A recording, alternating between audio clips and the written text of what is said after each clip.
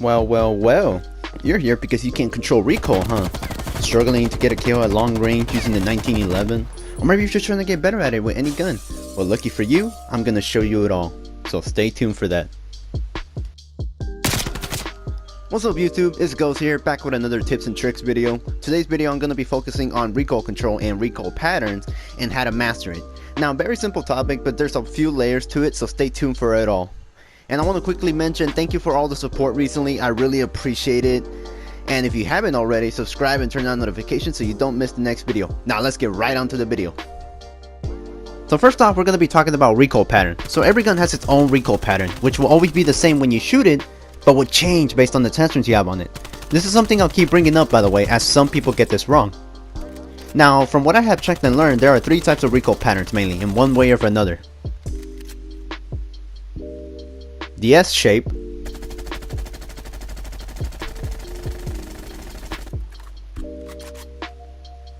the slanted one,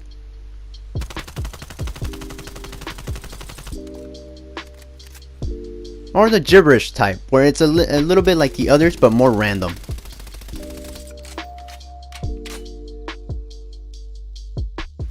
But I will say for the S shape and the slanted type, you will always need to mainly focus on helping its horizontal recoil control.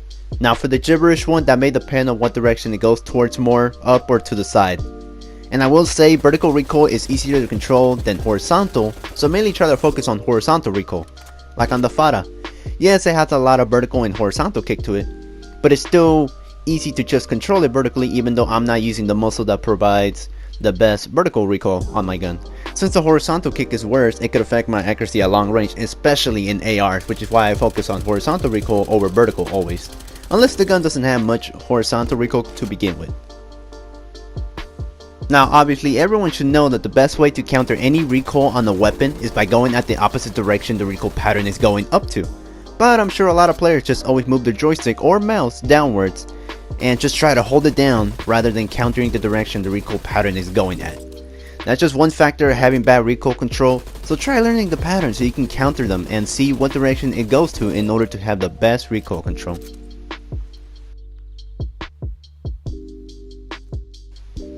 Now where a lot of players always go wrong is in their attachments. For example, the AK-74U, the recoil pattern to this gun is up to the right, slanted, and while the main focus will be to help its horizontal recoil, I will still see a lot of players who don't focus on it. I have seen players run a muzzle, but no underbarrel, which isn't exactly good. See, you have underbarrels that focus on horizontal recoil control, and muzzles that focus on vertical recoil control. At times your gun doesn't need both, and even then it could be bad to have both, because based on the attachments you have on, your recoil pattern will change, and you want to make sure that the pattern is one that you can follow easily. I would recommend you check the stats of the gun and see how much vertical and horizontal recoil control it has. It can help you see what you should focus on, or go to custom games, head somewhere where you can see the recoil pattern easily, and then see what attachments you need to use mainly, if any. And try to get a recoil pattern that has the least recoil to it or is the easiest to control and follow through.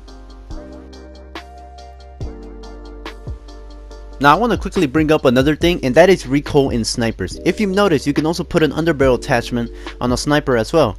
But how can you see the recoil pattern on a sniper? Well, you can't. See, the attachments on snipers are actually meant for centering. When you're ADSing with a sniper, you'll get some kick when you shoot, and you'll be brought back to where you were aiming at originally. But with an underbarrel attachment, it makes it so you don't have to make much of a correction after shooting with it. So don't be too confused.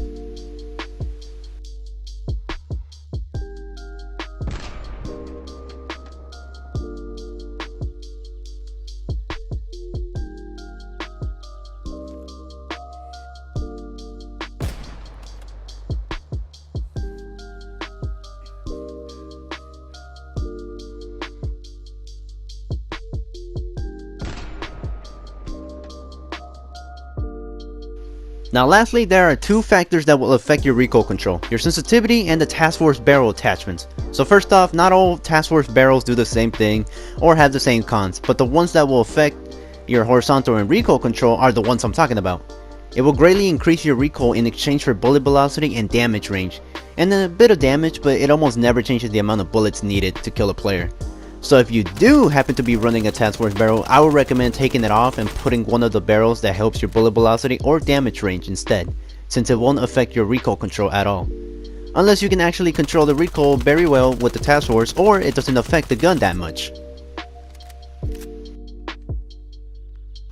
Now as for sensitivity, this is more on if you're using a high or low sensitivity. If you're running a low sensitivity when ADSing, it'll take more of a pull on either your joystick or mouse to counter it, since you'll be moving your ADS downwards more slowly than a high sensitivity. And vice versa, with a high sensitivity you'll need less of a pull, but be careful not to overdo it or overshoot it when trying to control it with how much you pull down to maintain control.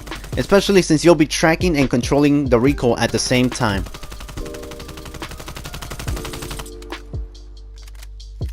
Also, I want to throw this in because it could actually help, but that'll be some settings that you may have or need to adjust, and that'll be controller vibration and your FOB or field of view. Now, controller vibration can mess up your aim if you're making small adjustments to it, especially at longer ranges where accuracy matters more. Now, as for your FOB, you want to make sure you practice your recoil control with the same FOB you're going to be playing with in a real match. It's so it becomes muscle memory when you're controlling the recoil. For example, if you're playing on max FOB, it seems like it doesn't go up as much, and you don't have to do as much work controlling the recoil as you do when you have a low FOB, due to just the view of it. So just make sure you're not messing yourself up, so you know how much recoil control you have to pull down. And don't forget to keep your ADS field of view unaffected as well. Also, although some people may believe this, target aim assist and aim response curve don't actually help you when don't actually help you control recoil. And if it does, it's very minor, and it just feels like that just because you're tracking the player more strongly. Now that's going to be it for today's video. If you enjoyed, then drop a like and leave a comment below if you have any questions, and consider subscribing, as I'll be putting out more tips and tricks to improve at the game. The next video I'll be doing is about movement, but if you have any other things you'd like to improve upon and want me to make a video about, then leave a comment below as well. And as always, I hope you enjoy, and I'll see you guys next time. Peace.